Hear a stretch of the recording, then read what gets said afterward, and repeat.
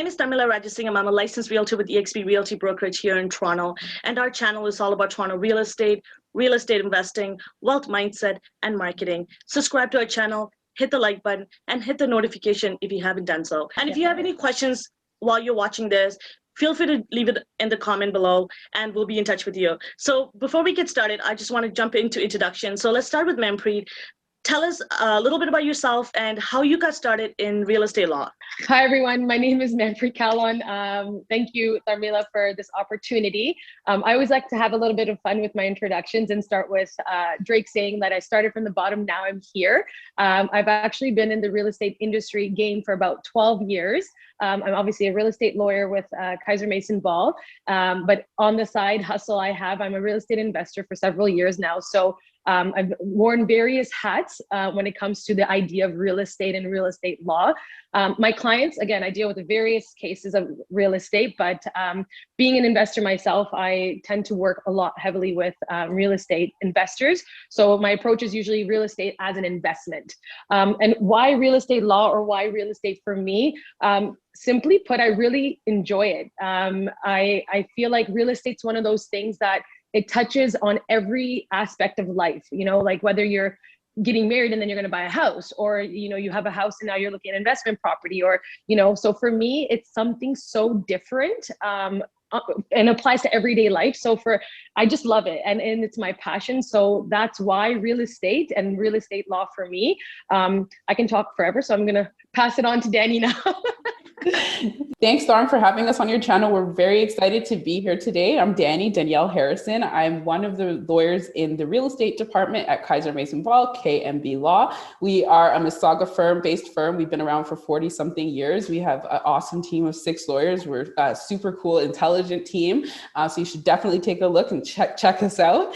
But for me, why did I choose real estate? I knew I always wanted to be a lawyer. So real estate for me, I was working in construction while I was in law school. And actually, when I was in law school, my parents decided to sell our family home, and we had a very awful closing. It was a very traumatic experience, and it led to a very traumatic experience for my family and I. So, you know what I said, I think real estate is where I want to be, and I just want to do things a little bit different. I want to make the process for my clients as seamless and easy as possible. You know, I want the realtors, the brokers, everyone in the transaction to connect with me, so we can all make this as easy as possible. It's a huge transaction that people are doing, buying or selling. So I want to take that stress off of them and put it onto me. Let me handle it, right? Prior to even COVID, I was signing with clients virtually. I have this really cool app. You sign your closing documents on your phone. You can see me, you can see your documents and ask me any questions at that time. So it was really easy. And that's just a little bit different, a little bit of how I do things differently, because, you know, Danny gets it done. Nice. No, I'm so excited to have both of you here.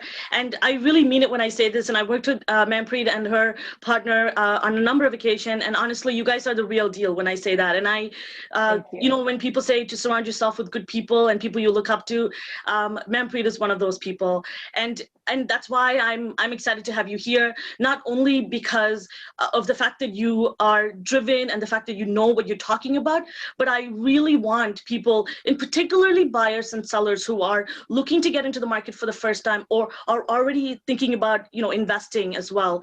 And why this channel is important is because I want to bring stories that not a lot of people talk about, behind the scenes of what really happened, and how we can mitigate this and avoid this and save a lot of cost and potential liabilities in the future. So let's dive into the topic for today. I know that I brought both of you together to really get into some of the back end stories. So we're going to look at the agreement of purchase, of sale. So this is the agreement that your lawyer would actually draft for you. And sometime, in most cases, ideally you would send it to your lawyer to look at, and sometimes people don't. And it really is a preference on the buyer or seller. And, you know, we're going to talk about the importance of why this agreement of purchase is, you know, important when you draft it properly, and what are some risks when you don't. So Manpreet and Danny, I'm going to hand this over to you to kind of help us dive into some real life scenarios. Okay, so we're going to talk about just what you just said. So the importance of a properly drafted agreement of purchase and sale.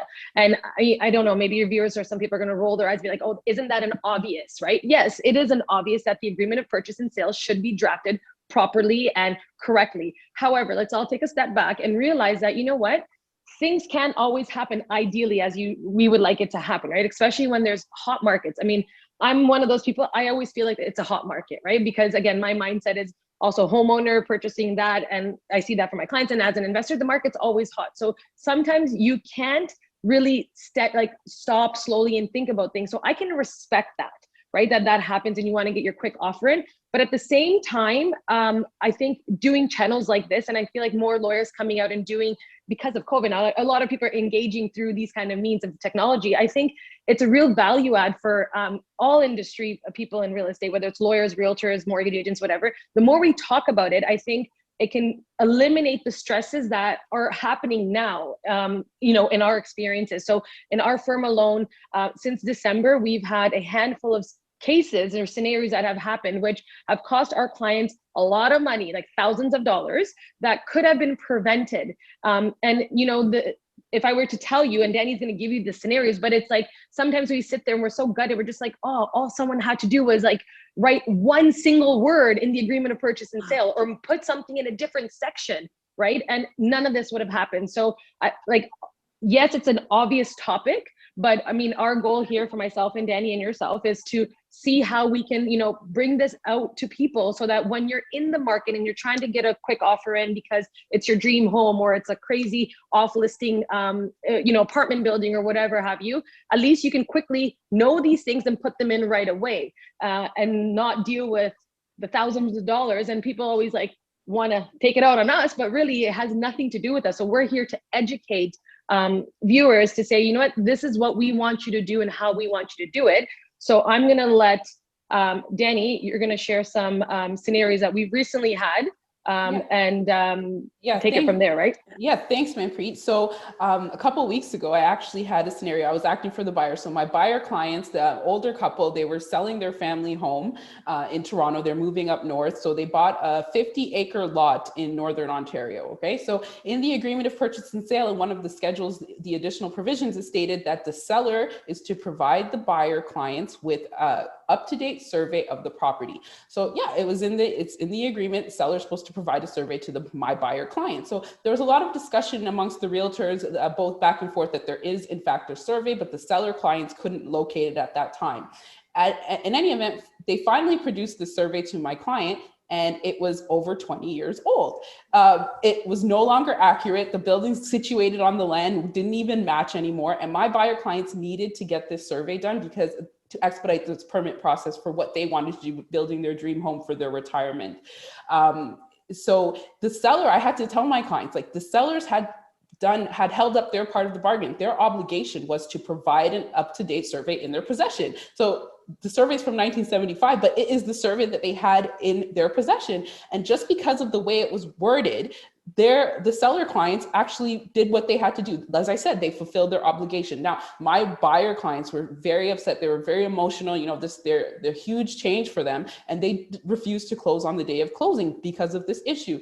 Long story short, myself and the seller's lawyer were able to negotiate them splitting the cost of having the land surveyor go out to the property and survey the land. But I mean, this cost is 50-acre lot is $5,000 minimum cost. And I mean, the sellers didn't really have to negotiate with us, but in good faith they did, because they did make assurances between the realtors that there was in fact an up-to-date survey.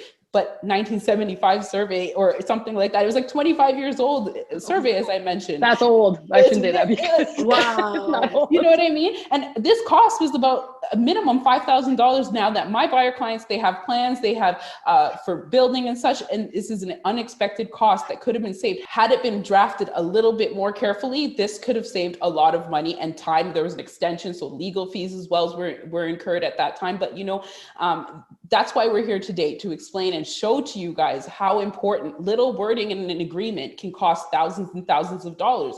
I have another example that happened. We were acting for a seller client. My clients were selling their family home in Brampton. They'd lived in this property 26 years. It's a beautiful home, 6,000 square foot home. So they knew that the HVAC system, the hot water tank and the hot water tank and the furnace needed to be replaced. So when they got offers in, they put in the agreement of purchase purchase and sale that the hot water tank and the furnace would be excluded from the purchase price. Mm. However, further down, they didn't list it as a rental item. So the deal goes firm, I get the agreement, and now my clients go get a company to install new equipment, the hot water tank, the furnace, and the seller, the buyer's lawyer contacts me for a discharge statement for paying out this hot water tank. So I talked to my clients and they said, no, it's not included in the purchase price. It's specifically stated there. However, it wasn't listed as a rental item. Now, mind you, my client is larger property, 6,000 square foot. They had just installed this equipment not 1 month before. They were trying to replace this equipment in the property to give the new owners, brand new equipment, but they didn't want to eat the cost of it. They put in the agreement that it was going to be a rental, but it wasn't listed as a rental item. Yeah. And long story short, we got the discharge statement, and as they had just installed this equipment, it was $12,000 just because it wasn't listed in that section. It cost my clients $12,000. They lived in this property, as I said, I think 26 years it was, and they had plans for the funds coming back to them to go ahead and do stuff with their retirement, and they were downsizing. But so this $12,000 cost could have definitely been saved had it been just properly worded in the agreement of purchase and sale. Yeah. Danny, when you talk to me about situations like this, often, like you said, Manpreet, it sounds like a no-brainer, but it happens way too often. And I think that's why I stress this. And I want this to be not an educational opportunity a lot for, professionals like real estate lawyers or investors or even realtors, but buyers and sellers who are why this is so important that you choose the right people, right expert to do the work for you, but also why it's important for you to be the project manager of whatever that you're dealing with. And this is one of the biggest purchases of your life. And I can't stress enough that how many buyers and often people that I'm working with that have, they leave it so much on you that they don't even read the paperwork. They're like, yep, next. I think my name is spelled correctly, next. And I think that we often forget that, terminologies, items in the house, like I don't know what's inside that house. I've looked around, there's so much I can help with, but there's a part where I need you to help me, meet me halfway in sharing information. So true. Buyers and sellers, are so tied up in the purchase price of the deposit, the meat of it. These smaller issues, these smaller wording in the agreement is so important. And like I tried to explain, is that this is very costly. It can cost a lot of money. Like, I don't know, in your example, like what if they negotiated down the sellers asked for, let's say they negotiated up the purchase pricing. Okay, we're fixated on this price. Like we want $10,000 more. We don't know that because that happens in the beginning. And can you imagine that the sellers actually got 10,000 more because that's what they wanted, but now they had to spend that $10,000? Like, it's not funny for me. I'm not laughing at it, but it's just like, it's more so I'm just saying, like, little details, something so small, and now they had to take that money that could have been in their pocket and put it towards the payout. All along they had good intentions, but again, because of the way it was written and not written, look where they ended up. It's unfortunate. Yeah. And it's funny, when you talk about this, Danny, when earlier you said people get so caught up on the deposit and price, but then you forget about the bigger picture of things. Right. What is it that you're buying? Is all the items coming with, do they have permits? And, people often, oh, I think this looks great. I love the layout. But then I'm like, yeah, but the layout changed from the original. Right. Is it built correctly? Right. And often that's why, I was working with a client recently who is looking to sell her property and purchase another property. And she was on that property for a couple of years and she hasn't been there for a really long time. But she said that she had a terrible experience working with her realtor in the past, and I was talking to her about her process. And it's really interesting that I'm like, you can't put so much blame and point fingers at these professionals because, and then I told her, well, did you ask this question? You're the one who was looking for this property. You can't just say, oh, the realtor made me buy this. Absolutely not, right? I think this is where we come to, and we educate our clients and encourage them, and we give them recommendations so they choose the right option, but we give them all of this in a way for them to make the right decision for themselves. But this is why I want this to be useful and valuable to people that are watching, is to take kind of ownership into your own hands. And you don't need to know everything. That's what we're here for. But ask the question. Right. Information.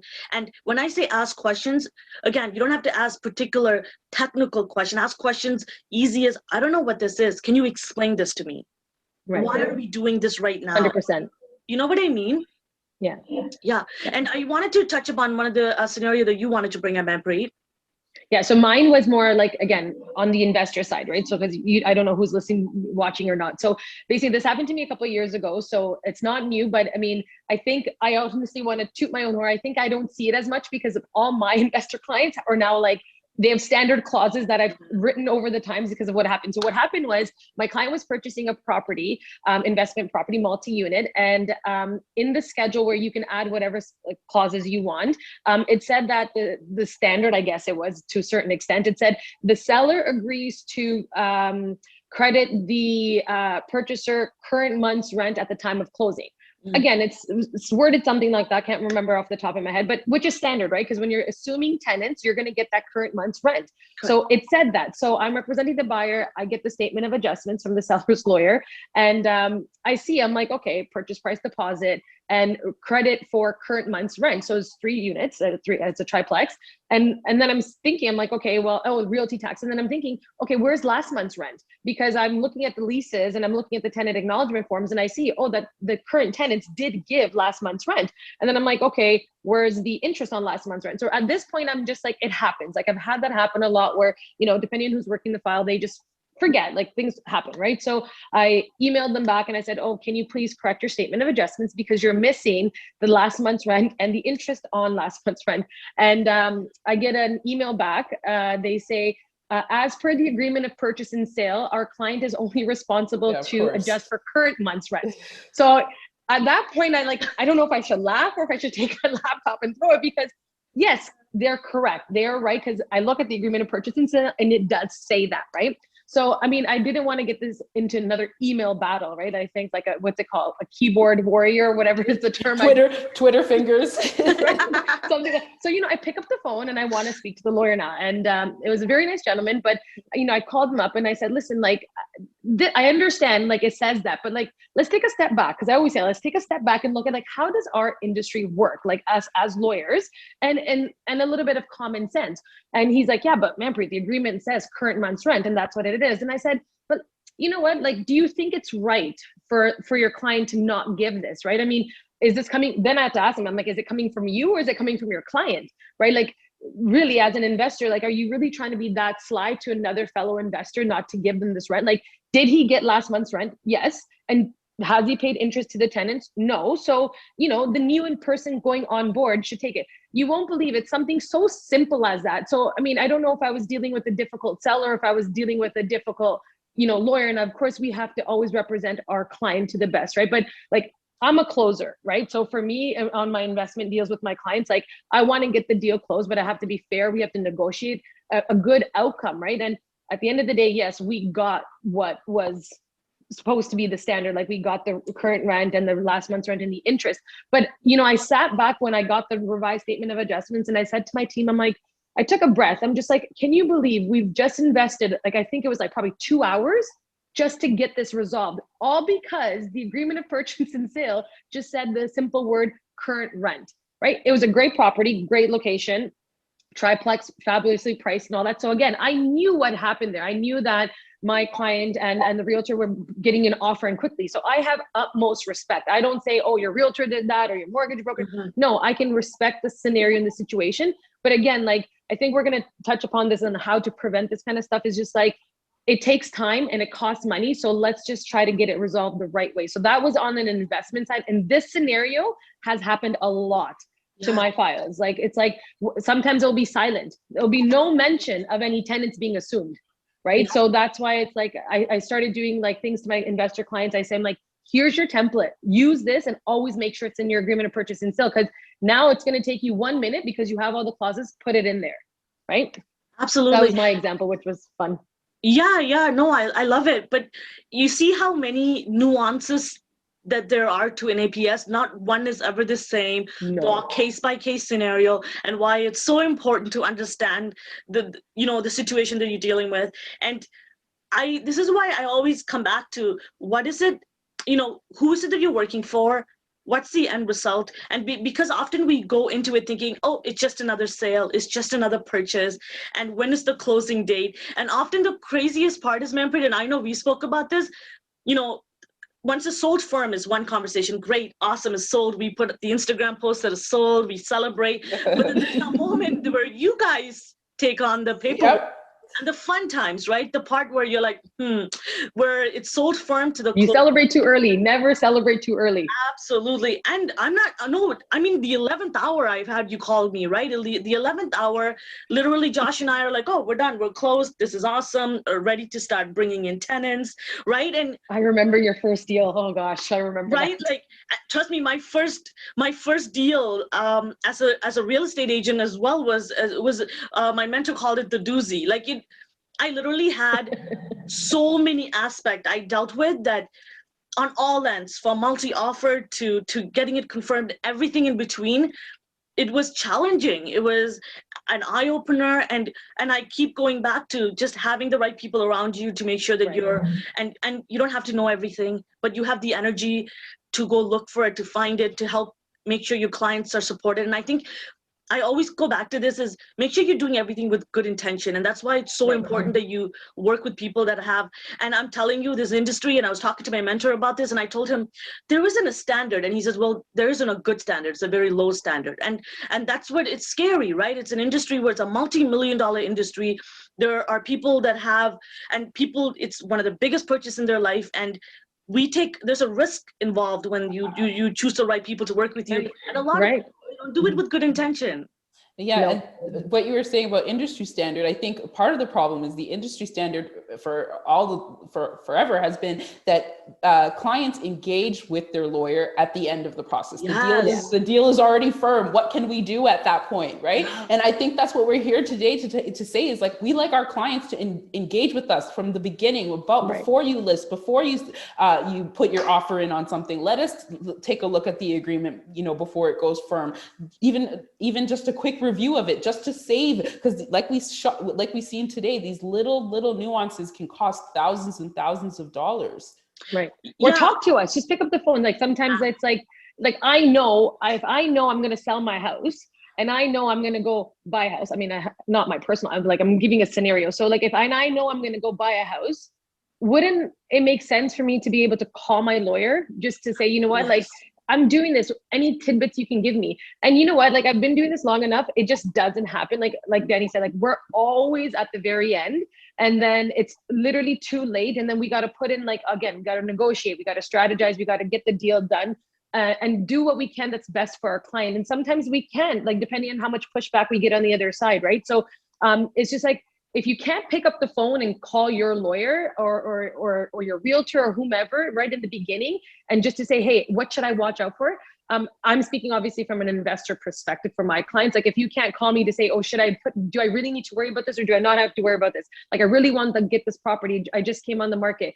If you can't do that, then I think you need to reevaluate your team. And I'm not to say that our time is not valuable or precious. We're all busy, I get it. But I mean, at the end of the day, I think we all have a common interest, which is, the outcome is for the best interest of our mutual client, all of us, right? So if they can't do that, get it done. And if you can't do that, then I think you need to reevaluate your team. No, a quick conversation can just save thousands of dollars. That's what we're here to show today. I had a client that I was working with recently, a buyer client, and he was super adamant. We were in the offer stage, and this, Manpreet, I always bring in people on my team, whether I'm representing a seller or buyer, ahead of time I talk to you guys when I'm drafting my APAs, and you know that. And to me, I asked him, are you working with a lawyer? And he said, yeah, I'm going to use my friend. And he said, and then I told him, okay, no problem. He said, yeah, because he charges me X amount of money. And I said, okay, that's awesome. No problem. But does your person know this, this, this, and this, and this? And, often it's interesting how much effort that it takes for you to choose the right people to be on your team, that you are looking to save maybe a couple of $100 that may cost you thousands of dollars. Hey, I'm Indian. I'm very frugal, but my mindset over the years has changed. And, I have this saying all the time, and I've shared it with Danny. I'm like, you know what, even for our personal stuff, when I use my lawyers on my deals or my accountants or whatever, it's like, I'm not going to look at the price tag. I'm going to look at like, how is this person really going to add value and benefit me as a whole, right? And I see this all the time with accountants, right? Because I work closely with a lot of accountants setting up these corporate structures and all this kind of stuff. And like, well, and the clients will say, no, the accountant will say, you need this. You need to set up the structure because if you're based on what you're saying to me, it makes sense, right? And then I'll tell the clients this is how much it's going to cost. Like in corporation, it's not a cheap thing, right? Like it takes costs alone are like $700-800 that we pay for registration, right? And they're like, oh, I don't want to do it. I don't want to. I think I'll save the money, or I'll do it myself. That's the best. When they say I'll do it by myself, and then a year later they come back, they're like, can you amend our articles for us because we didn't do it right? And I'm just like, I wish I could just say I told you so. But I'm not there to say I told you so. But that's what it's absolutely. Like, you can't just go to your neighbor or your friend just because it's going to save you a couple $100 because you don't know what the consequences are afterwards. Exactly. Largest investment usually of your life. It's too big. Yeah, it'll cost you, thank you. And I love that we talked about kind of the details of things. So can we talk about how do we avoid this? So we're in the process of your traction, and I know you talked a little bit about bringing the team up front, but like can you give us some tips that you can, if it were to be an ideally different process, like what does that look like for you guys? Well, I would say firstly, like we said, touched on previously, prior to signing the agreement of purchase and sale, once your realtor drafts it, let us look at it. Give us a call. Any questions? Let us help you. Engage us earlier to make sure that we can help you save, thousands of dollars in the long run. That's firstly what I would start with for sure.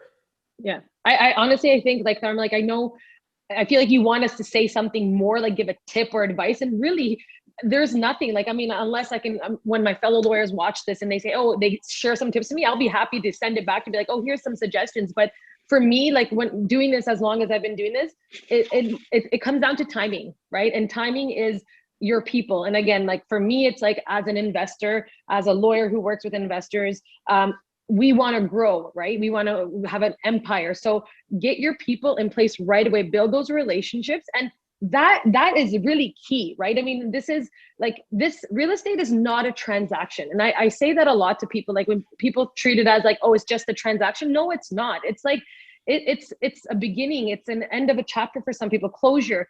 It's their retirement. It's, in my clients, it's their wealth, right? So it's not just a transaction. It's a big deal, right? So really, like, how do we mitigate this? How can we help your viewers, not get into these situations? Well, hey, I'll make it easy, call us. But really, it's just like, get a lawyer on board in the beginning. Like the standard has been becoming like, the standard has been for a very long time. Even when I was articling, it was like, oh, I remember my mentor used to say to me, oh, we always get retained at the end, so don't worry about it. And even that became the norm in my head too, thinking, oh, the clients will come to me after, I don't need to worry about it. But the more I'm more hands-on now with like, doing it myself and with this type of situations that we have, I'm just like, we got to change that.